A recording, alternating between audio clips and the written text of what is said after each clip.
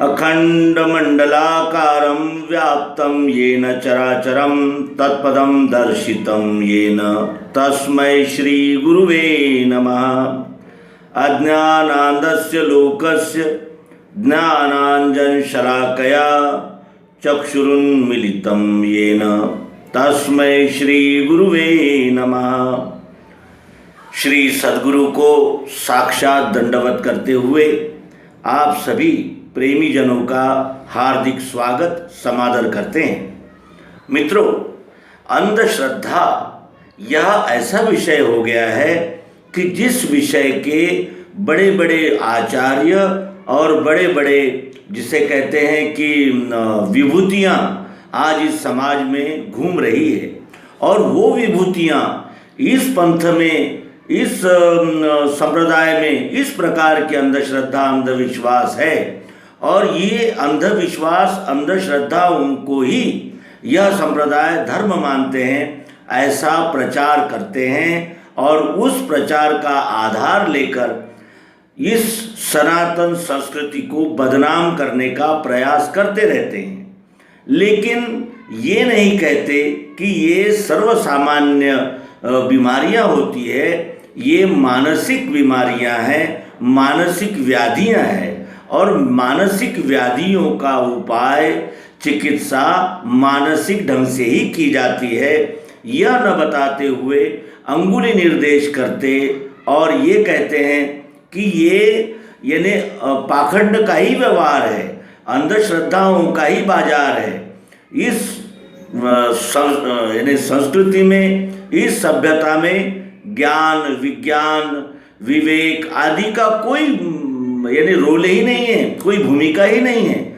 और ऐसा कहकर अपने उस दिव्य और जिसे कहते हैं कि मनुष्य के विवेक को प्रकाशित करने वाले ज्ञान विज्ञान को बदनाम करते हैं।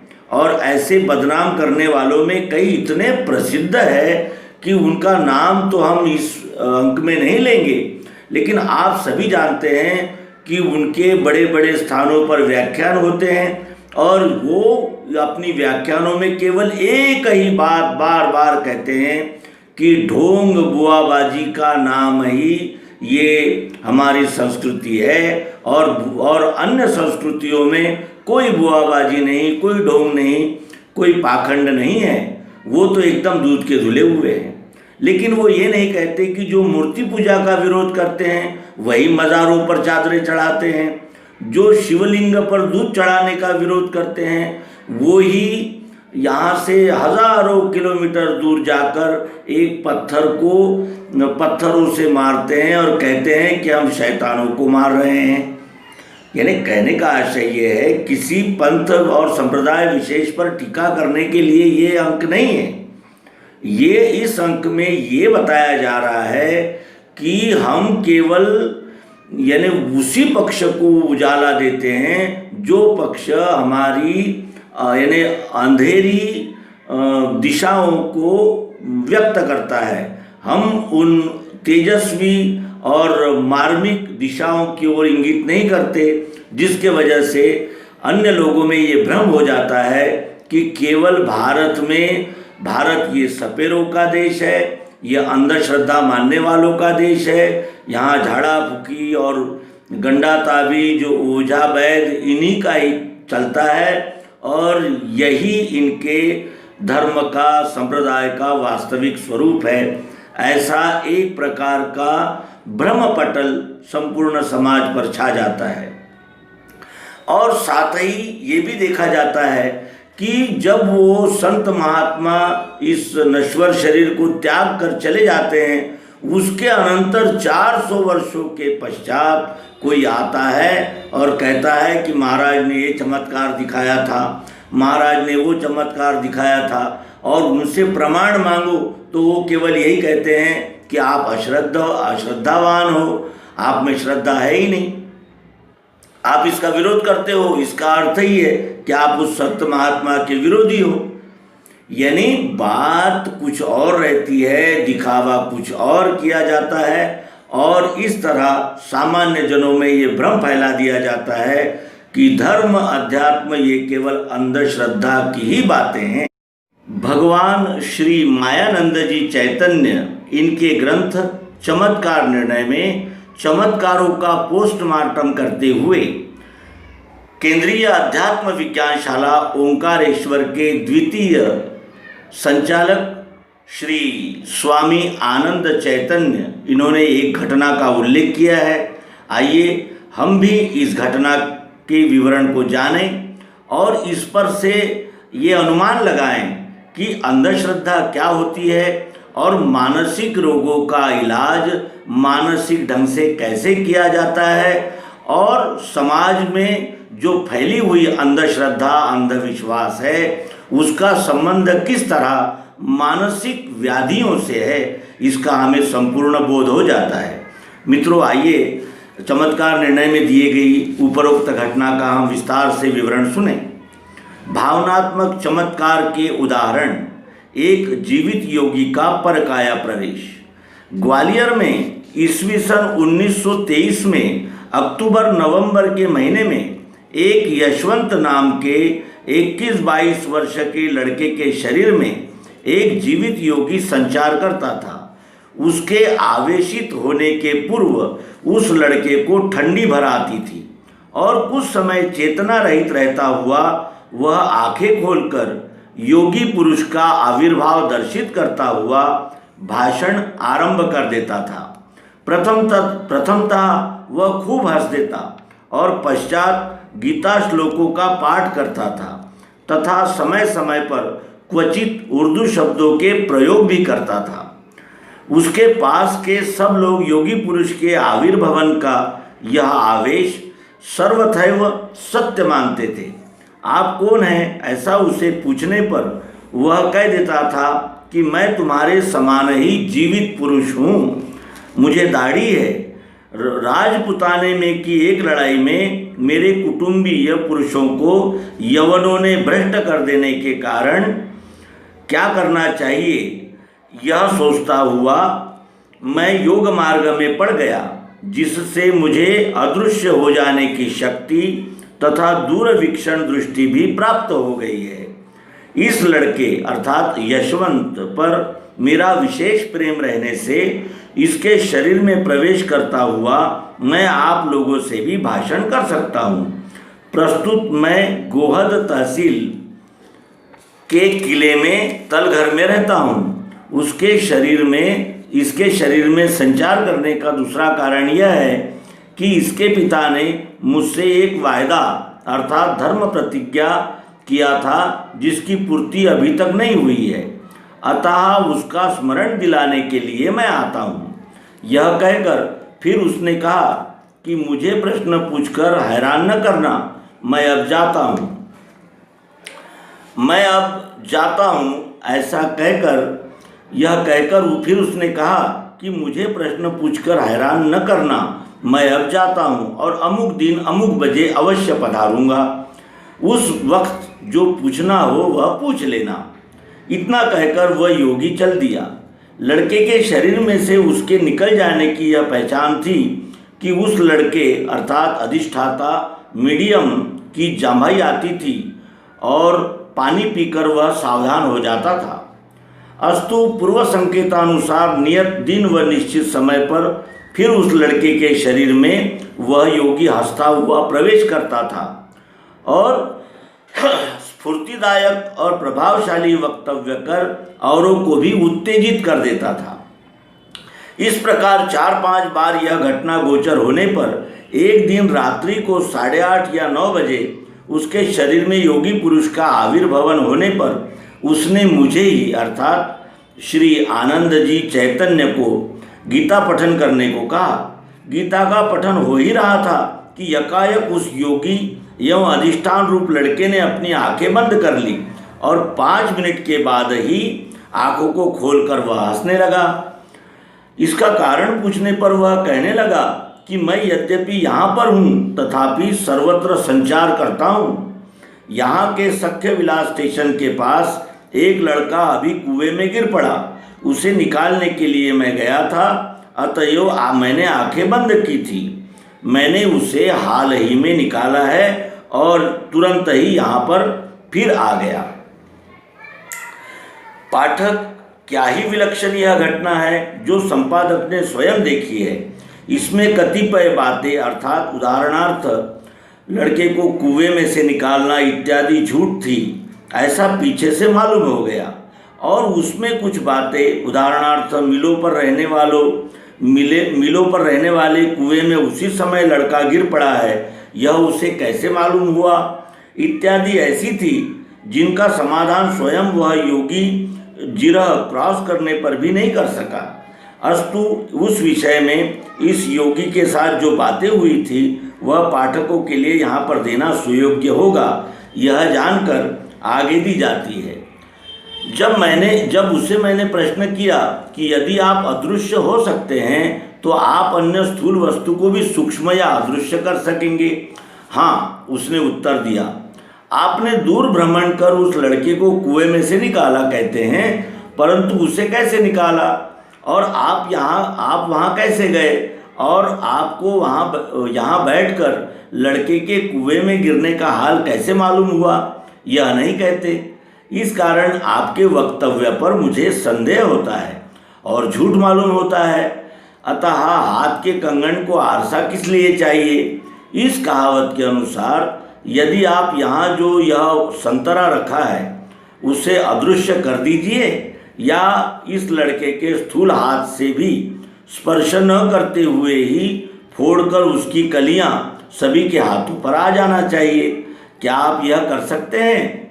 यदि है तो वैसा प्रत्यक्ष बतलावे, तभी आप पर हमारा विश्वास होगा। यह कार्य वह नहीं कर सका। कुछ देर यूं ही सुनने पर वह क्रोध में आकर यह कहने लगा कि तुम अविश्वासी तथा अपवित्र हो। संत तथा पवित्र पुरुष ही यह देख सकते हैं। वस्तुतः कोई बात करने के लिए निष्कपटता तथा विश्वास आवश्यक हो सकेगा, पर देखने के लिए इनकी क्या जरूरत है? और यदि हो तो प्राचीन संतों ने उसी तरह वृत्ति धारण करने वाले पुरुषों को चमत्कार बतलाए, ऐसा वर्णन ग्रंथों में किया है। वह किस आधार पर, कैसे, वह क्यों किया गया है, यह वह योगी समाधान पूर्ण रीति से नहीं बतला सका। फिर उसे पूछा कि आप जिसे निष्कपट व शुद्ध अंतःकरण के समझते हो, उसके सामने स्थूल देह से प्रकट होकर यह चमत्कार बतला सकेंगे? हाँ, उसने उत्तर दिया। उसे भगवान श्री मायानंद चैतन्य की पहचान थी।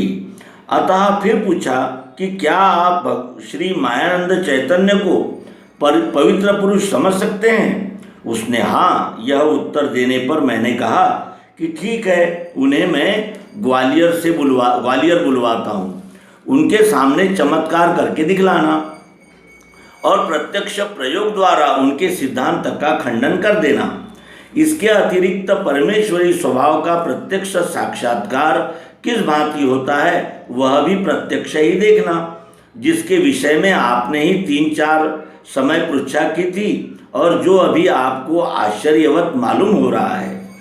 अनंतर श्री मायानंद चैतन्य जी को ओंकारेश्वर से कार्तिक वद्य 8 को ग्वालियर में निमंत्रित करने और उसी दिन उस योगी ने भी उस लड़के के शरीर में संचार करके उनके सामने प्रकट होने और भगवान ने उनकी जिज्ञासा पूर्ति करने का निश्चित हुआ। उस निश्चय के अनुसार कार्तिक वद्य 8 को श्री मायानंद जी चैतन्य सुबह ग्वालियर पधारे। सायंकाल के समय अन्य जनों के समान ही यशवंत भी उनके दर्शन को गया था। जब उन्होंने उसके आंखों की ओर देखकर उद्गार निकाले कि जिसके शरीर में आवेश होता है, क्या वह यही लड़का है? यह तो कल्पित भावना से भ्रमग्रसित हो गया है।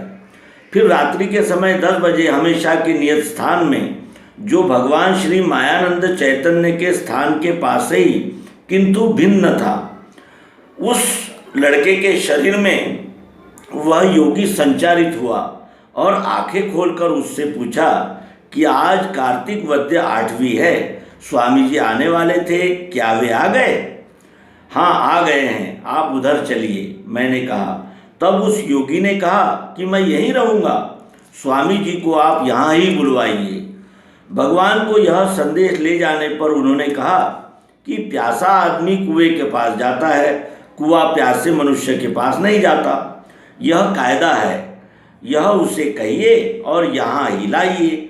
इतने पर भी वह न आता हो तो उसे कहना कि एक शर्त पर मैं वहाँ आने के लिए तैयार हूँ, वह यह कि उसने मेरे सब प्रश्नों के समर्पक तथा अनुभवपूर्ण उत्तर देना चाहिए, और यदि वह यह न हो सकता हो तो उसने ही यहाँ आना चाहिए। मैं उसके सब शंकाओं का समाधान करूँगा। भगवान की यह आज्ञा उसे कहते ही फिर मैं ही वहाँ आता हूँ, यह कहकर वह नित्य परिपाटी के अनुसार बड़ी ऐंठ में निश्चल दृष्टि से उनके सामने जाकर बैठ गया। जिस योगी के भ्रम की पोल खोलने को भगवान भी ओंकारेश्वर से ग्वालियर में आए थे, उस अभूतपूर्व चमत्कार का आखिरी नतीजा क्या निकलता है, यह देखने के लिए उस दिन मंडली का बड़ा ही जमघट था। सर्वत्र स्तब्धता थी। योगी कुछ भी प्रश्न नहीं करता है, यह देख भगवान ने उससे कहा कि तुम्हें कुछ पूछना है क्या? लड़के के रूप में रहने वाले योगी ने कहा, हाँ। सद्गुरु किसे कहते हैं? भगवान ने कहा, तत्पद की प्रत्यक्ष सिद्धि अर्थात साक्षात्करण करा देने वाले सद्गुरु हैं। फिर योगी ने पूछा कि यह साक्षात्कार किससे होता है? भगवान ने उत्तर दिया कि दिव्य दृष्टि के निश्चय से। योगी ने पूछा, दिव्य दृष्टि क्या है? भगवान ने कहा, वही अब देता हूँ, ध्यान देकर ग्रहण करना। इतना कहकर भगवान ने दिव्य चक्षु के प्रत्यक्ष प्रयोग के साथ ही उपदेश की शुरुआत कर दी। क्षर निरूपण करते समय उन्होंने क्षर में क्या क्या घटनाएं होना संभाव्य है, क्या संभाव्य नहीं है, भावना किस भांति व किस कारण बलवती हो जाती है और उनके योग से कौन से कल्पित दृश्य देख पड़ते हैं तथा आत्मबल से क्या क्या होना संभाव्य नहीं है, यह विस्तार पूर्वक दर्शित किया। इसके अनंतर अक्षर का लक्ष्य तथा पुरुषोत्तम स्वरूप अर्थात विश्वरूप का दर्शन करवाकर उपदेश समाप्त किया।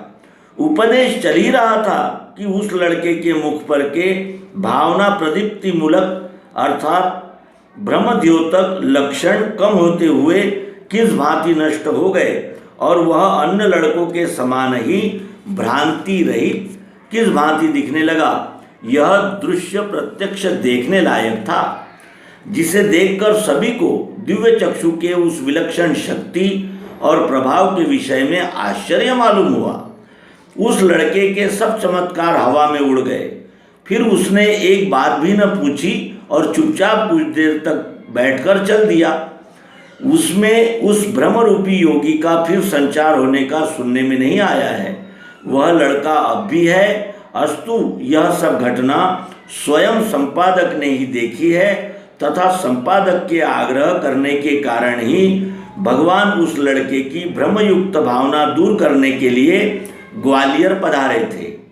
वासना की गर्भ स्वरूप में जीव दशा प्रकट होने के अनंतर मनोभावना पर होने वाले अनंत संस्कार, उदाहरणार्थ भाषा, विशिष्ट विषय इत्यादि के अव्यक्तावस्था में रहते हैं, जो मनुष्य में तीव्र भावना के रूप से किसी समय कुछ निमित्त कारण के योग से जागृत हो जाने से उस भावना शक्ति के अभिनिवेश में मनुष्य क्या क्या कर सकता है, यह बात उपरोक्त योगी के उदाहरण से सुतराम स्पष्ट हो जाती है।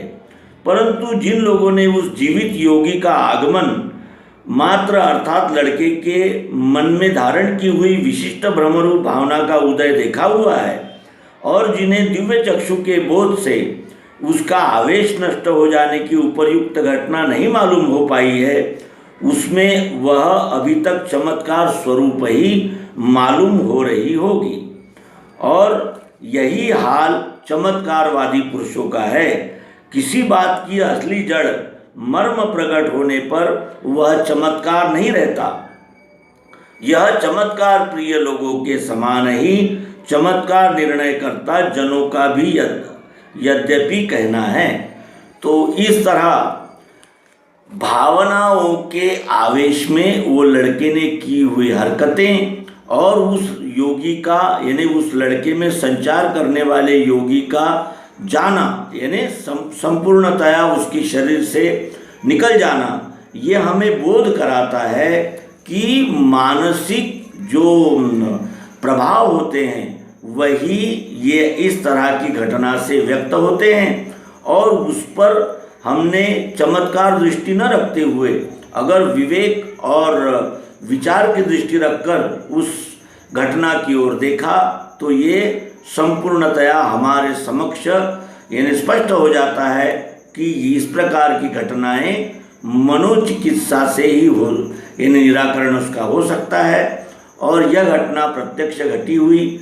स्वामी जी श्री आनंद चैतन्य इन्होंने चमत्कार निर्णय नामक श्री मायानंद जी चैतन्य इनके ग्रंथ में परिशिष्ट के रूप में प्रस्तुत कर रखी है, जो हमने अपने पाठकों के लिए यहाँ इस अंक में दी हुई है। आप भी इस घटना को सुनकर अंधश्रद्धा अंधविश्वास निर्मूलन के इस कार्य में संलग्न रहे और दिव्य दृष्टि दिव्य चक्षु का प्रसार सर्वत्र करके मानव मात्र को विवेक और विज्ञान की दिशा में अग्रसर करने के प्रयत्न में सहभागी होंगे।